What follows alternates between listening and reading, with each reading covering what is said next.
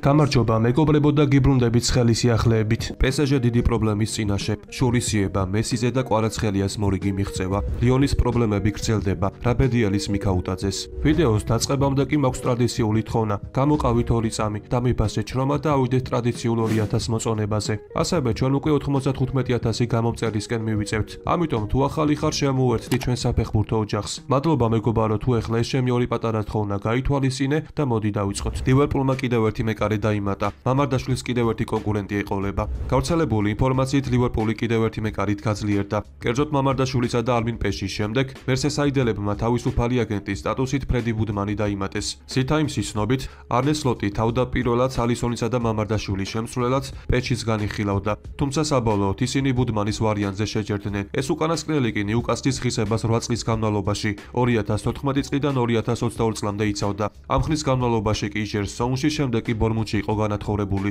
მე კი გეტყვით, რომ მამარდაშვილი ახალ კლუბს უახლოეს დღეებში შეუერთდება და სეზონისთვის მზადება შეუდგება.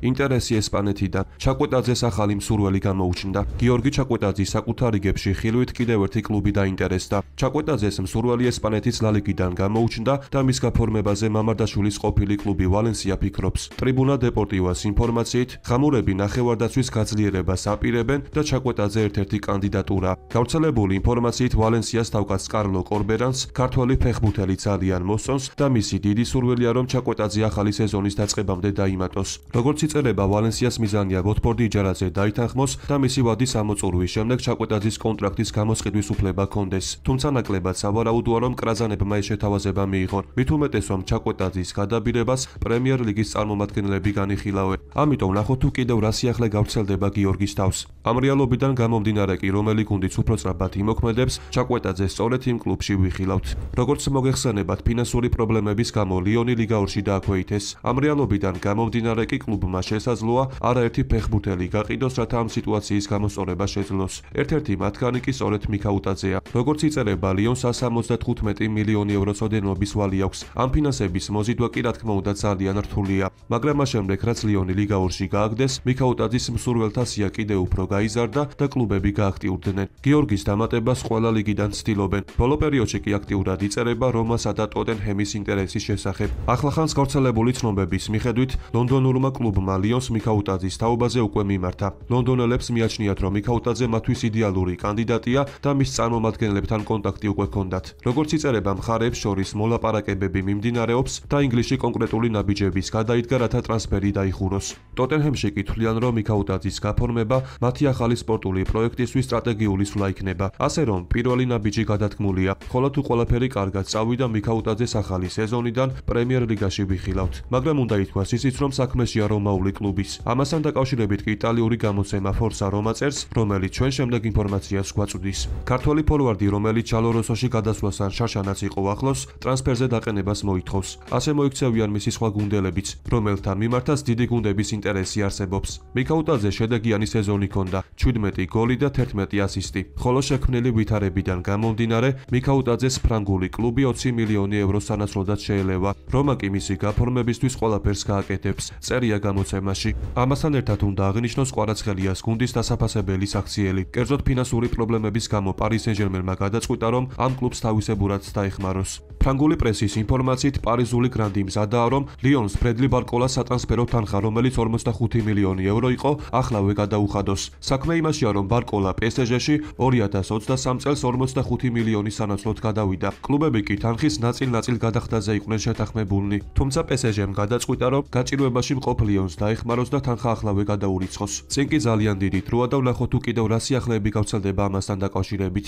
როგორც მოგეხსენებათ, ხვალ, ანუ 29 ივნისს პარიზული კლუბი ინტერ მაიამის დაუპირისპირდება, მაგრამ პარიზული კლუბი ამ შეხვედრის წინ დიდი პრობლემის წინაშეა. სიეტლის დამარცხების შემდეგ გუნდი ატლანტაში, ჯორჯია შტატში გაიმგზავრა, სადაც როგორც ფრანგულ პრესაში წერენ აუტანელი სისხლია. ლეპარიზიენი იტყობინება, რომ რთულმა კლიმატურმა პირობებმა, მგზავრობამ და ბერმა ჩაუტარებელმა მატჩმა ფეხბურთელებზე ძალიან იმოქმედა და ისინი გამოფიტულები არიან. ამ ფაქტორმა კი შესაძლოა ინტერ მაიამისთან მატჩში დიდი გავლენა იქონიოს. თუმცა ასევე დაიწერა, რომ უშუალოდ მატჩისთვის მერსედეს-ბენცის სტადიონი გადაიხურება, გაგრილების გუნდების სისტემა ჩაითვება და ტემპერატურა 18-დან 20 გრადუსამდე იქნება. პარიზული კლუბი კი სრული შემადგენლობით ვარჯიშობს. ასევე გუნდს დაუბრუნდა უსმან დემბელეც, რომელიც დიდი ალბათობით შემდეგ შეხვედრას სასტარტო შემადგენლობიდან დაიწყებს. ფრანგული გამოცემები კი ამ შეხვედრას შემდეგი სათაურით ახასიათებენ შურისიება მესიზე. საქმე კი შემდეგშია. ჩემპიონთა ლიგის მოგების შემდეგ PSG-ს პორტუგალიელმა ნახევარმცველმა ვიტინიამ ინტერვიუ ჩაწერა. მან კი ლიონელ მესის წასვლა გაიხსენა, რომელსაც უთქვამს, რომ PSG ლიგას ვერასდროს მოიგებდა. როდესაც მესიმ PSG დატოვა, მან გითხრა, რომ ჩვენ ჩემპიონთა ლიგას ვერასდროს მოვიგებდით. დღეს კი აქ ვართ თასით ხელში და იმედი მაქვს ის გვიყურებს. განაცხადა ვიტინია. ამ სიტყვების შემდეგ კი პარიზულ კლუბს თავად შეუძლია ინტერ მაიამი დაამარცხოს და მესის გუნდი მსოფლიო საკლუბო ჩემპიონატიდან გამოდიშოს. კომენტარებში კი ტრადიციულად დააფიქსირეთ თქვენი აზრი თუ რა ანგარიშით მორჩება ეს შეხვედრა. ხოლო ვინც ორმოცემულობას გამოიცნობს, ის შემდეგ ვიდეოში მოხვდება. მე კი გეტყვით იმასაც, რომ ხუჩა მორიგი აღიარება მოიპოვა. კვარაცხელია პარი სენ-ჟერმენში გადასვლის შემდეგ მაშინვე გუნდის წამყვან ფეხბურთელად იქცა და თუ რომელიმე ტურნირზე საფრანგეთის ბოლო წლების საუკეთესო კლუბი წარმატებას აღწევს, ამაში 24 წლის ქართველი ფეხბურთელი უმნიშვნელოვანეს როლს თამაშობს. ასე მოხდა ამჯერადაც. კერძოდ ხუჩამ მსოფლიო საკლუბო ჩემპიონატის ჯგუფური ეტაპის სიმბოლურ ნაკრებში მოხვდა. ცნობილმა ვებგვერდმა ჰუსგორდმა კი ხუჩას სიმბოლურ ნაკრებში მესისთან, სერხიო რამოსთან და სხვა ვარსკვლავებთან ერთად შეიყვანა. მადრიდის რეალი ვინისიუს ვერ უთანხმდება. რა ხდება ბრაზილიელი ფეხბურთელის თავს? ფსიქოლოგიური ზეწოლისთვის მბაპე PSG-ს უჩივის. რა ხდება ფრანგი ფეხბურთელის თავს? ხოლო თუ აქამდე ხარ მოსული, შეგახსენებთ, რომ ჩვენი მიზანია ავიდეთ 2000 მოწონებაზე. რის შემდეგაც ახალი ვიდეო ძალიან მალე გამოვა. კილიან მბაპესა და პარი სენ-ჟერმენს შორის ურთიერთობა თვიდან თვემდე სულ უფრო მეტად იძაბება.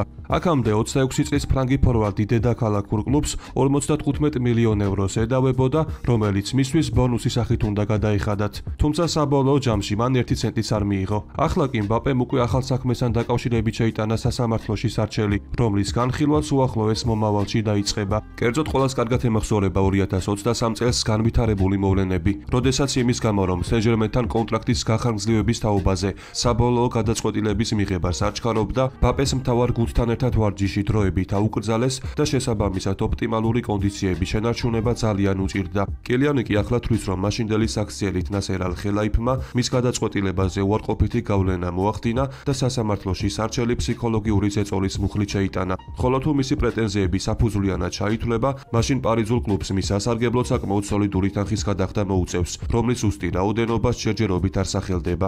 თითქმის მთელი წლის განმავლობაში მადრიდის რეალის ხელმძღვანელები ვინისიუსთან 2027 წლის ზაფხულამდე მოქმედი კონტრაქტის გახანგრძლივებასთან დაკავშირებით მოლაპარაკებებს აწარმოებენ, თუმცა ამ დრომდე შეთანხმების მიღწევა ვერ მოახერხეს. იყო მოსალოდნელი, რომ ჩაბი ალონსოს სახით ახალი თავკაცის დანიშვნა ამ მხრივ სიტუაციას გააუმჯობესებდა, თუმცა როგორც ჩანს არსებითად არაფერი შეიცვალა. ავტორიტეტული მადრიდული გამოცემების ცნობით, მოლაპარაკებებს ართულებს ფეხბურთელისა და მისი აგენტის პოზიცია. ისინი ახალი კონტრაქტის გაფორმების შემთხვევაში ვინისიუსისთვის ყოველწლიურ ხელფასად 30 მილიონ ევროს ითხოვენ და გარდა ამისა ფიქრობენ, რომ ბრაზილიელმა ფეხბურთელმა დამატებითი ბონუსის უნდა მიიღოს. ამასთან ერთად კი ვრცელდება ცნობები იმის თაობაზე, რომ მიმდინარე მოვლენებს საუდის არაბეთის კლუბები აქტიურად აკვირდებიან და თუ ვინისიუსმა დარჩენაზე უარი განაცხადა, მასთან მოლაპარაკებებს ისინი წამოიწყებენ. დელ ვიდეოს კი ამით დავასრულებ. მოტივაციისთვის კი თხოვნა, რომ ავიდეთ მინიმუმ 2000 მოწონებაზე. ასევე გამოიწერი არხი, რათა იყო მუდმივად საქმის კურსში. ყველას გისურვებთ ჯანმრთელობას და ბედნიერებას. მე კი მომავალი ვიდეოთი ძალიან მალე დაგიბრუნდებით.